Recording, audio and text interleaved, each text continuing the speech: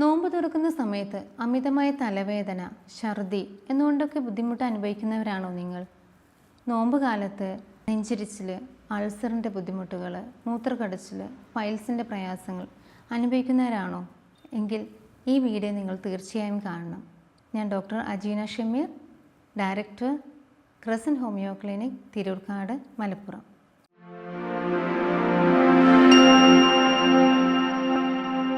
നോമ്പുകാലം എന്ന് വെച്ചാൽ ഏകദേശം ഒരു 13 മണിക്കൂറിലധികം നമ്മൾ ഫാസ്റ്റിങ്ങിൽ തുടരുകയാണ്. നമ്മൾ നോർമൽ റുട്ടീനിൽ ഒരുപാട് മാറ്റങ്ങൾ വരുന്നുണ്ട്. നമ്മളെ ഭക്ഷണക്രമങ്ങൾ മാറുന്നു, നമ്മൾ കുടിക്കുന്ന വെള്ളത്തിൻ്റെ അളവ് കുറയുന്നു, നമ്മളെ ഇലക്ട്രോലൈറ്റ് ഇംബാലൻസ് വരുന്നു, നമ്മുടെ ഉറക്കത്തിൻ്റെ സമയം മാറുന്നു. നോമ്പ് സമയത്തുള്ള വാട്ടർ അബ്സോർപ്ഷൻ എന്നത് സാധാരണ സമയത്തിനേക്കാളും എത്രയോ മടങ്ങ് കൂടുതലാണ്. അതായത് നോമ്പ് തുറന്നു കഴിഞ്ഞാൽ ഒരു 5 മിനിറ്റ് മുതൽ നമ്മുടെ വാട്ടർ അബ്സോർപ്ഷൻ സ്റ്റാർട്ട് ചെയ്യും. 2 മണിക്കൂറിനുള്ളിൽ ഏകദേശം ഓൾ വാട്ടർ നമ്മുടെ ബോഡിയിലേക്ക് അബ്സോർപ്ഷൻ നടക്കുന്നുണ്ട്.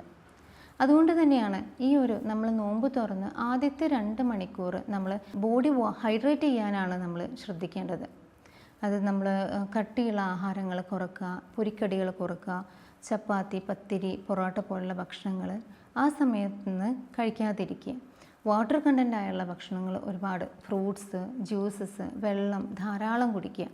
ഇങ്ങനെ ചെയ്യുന്നത് വഴി നമ്മൾ ബോഡി ഹൈഡ്രേറ്റ് ആവുകയും നമുക്ക് നോമ്പ് തുറന്നാലുള്ള ശക്തമായ തലവേദന, മൂത്രക്കടച്ചിൽ, വോമിറ്റിംഗ് ടെൻഡൻസി ഒക്കെ നമുക്ക് ഒരു പരിധി വരെ നിയന്ത്രിക്കാൻ കഴിയുന്നു. അതുപോലെ നമ്മൾ ഫാസ്റ്റിങ്ങിലായിരിക്കുമ്പോൾ നമ്മളെ ഇൻസുലിൻ ലെവൽ കുറയുന്നു, നമ്മൾ ഡയൂററ്റിക് പ്രോപ്പർട്ടി കൂടും, മൂത്രം കൂടുതലായിട്ട് ഒഴിച്ചു പോകുന്നു. ഇതുവഴി നമുക്ക് ഇലക്ട്രോലൈറ്റ് ഇംബാലൻസ് വരുന്നു.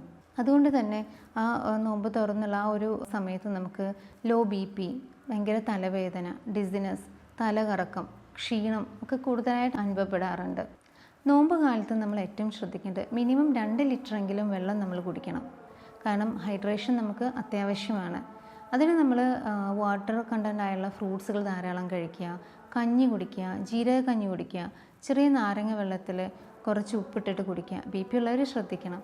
ഇതൊക്കെ നമ്മൾ നിർബന്ധമായിട്ടും ശ്രദ്ധിക്കേണ്ട കാര്യങ്ങളാണ്. നോമ്പ് തുറന്നു കഴിഞ്ഞാൽ ആദ്യത്തെ 2 മണിക്കൂറിൽ നമ്മൾ ഹെവി ആയിട്ടുള്ള ഭക്ഷണങ്ങൾ ഒഴിവാക്കുക.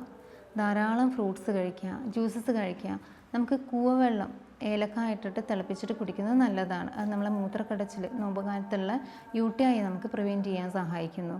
അതുപോലെ അത്താഴത്തിന് എണീക്കുമ്പോൾ നമ്മൾ വാട്ടർ കണ്ടൻ്റ് ആയുള്ള ഭക്ഷണങ്ങൾ ശീലിക്കുക. കഞ്ഞി കുടിക്കുക, ജീരക കഞ്ഞി, അതുപോലെ നേന്ത്രപ്പഴം കഴിക്കാം. നമ്മൾ നോമ്പ് തുറക്കുമ്പോഴും അതേപോലെ അത്താഴത്തിന് എണീക്കുമ്പോൾ ഈത്തപ്പഴം കഴിക്കുന്നത് നല്ലതാണ്. കൂവവെള്ളം കുടിക്കുന്നത് നല്ലതാണ്. നമ്മൾ UTI പോലുള്ള ബുദ്ധിമുട്ടുകളൊക്കെ കുറക്കാനും ഇത് സഹായിക്കുന്നു. പകൽ കുറച്ച് സമയം ഉറങ്ങുന്നതും നല്ലതാണ്. ലൈഫ് സ്റ്റൈൽ ഡിസോർഡേഴ്സ് ഉള്ളവരാണെങ്കിൽ മിതമായ രീതിയിൽ കുറച്ച് സമയം വ്യായാമം ചെയ്യുന്നതും നല്ലതാണ്. ഈ കാര്യങ്ങളൊക്കെ ശ്രദ്ധിച്ചു കഴിഞ്ഞാൽ ഇത്തവണയും നമുക്ക് നമ്മുടെ നോമ്പുകാലം ആരോഗ്യത്തോടെ പൂർത്തിയാക്കാൻ കഴിയും. നോമ്പുകാലത്ത് വരുന്ന ഈ ഒരു പ്രയാസങ്ങൾ, നെഞ്ചിരിച്ചിലാവട്ടെ, മൂത്രക്കടച്ചിലാവട്ടെ, പൈൽസിൻ്റെ ബുദ്ധിമുട്ടാവട്ടെ, ഇതിനൊക്കെ വളരെ എഫക്റ്റീവായുള്ള ഹോമിയോപ്പതി ട്രീറ്റ്മെൻറ്റ് അവൈലബിൾ ആണ്. എന്തെങ്കിലും സംശയങ്ങളോ കൺസൾട്ടിങ് ആവശ്യമുണ്ടെങ്കിൽ താഴെ കാണുന്ന നമ്പറിൽ നിങ്ങൾക്ക് കോൺടാക്റ്റ് ചെയ്യാവുന്നതാണ്. മറ്റൊരു വീഡിയോയുമായി ഇനിയും കാണാം.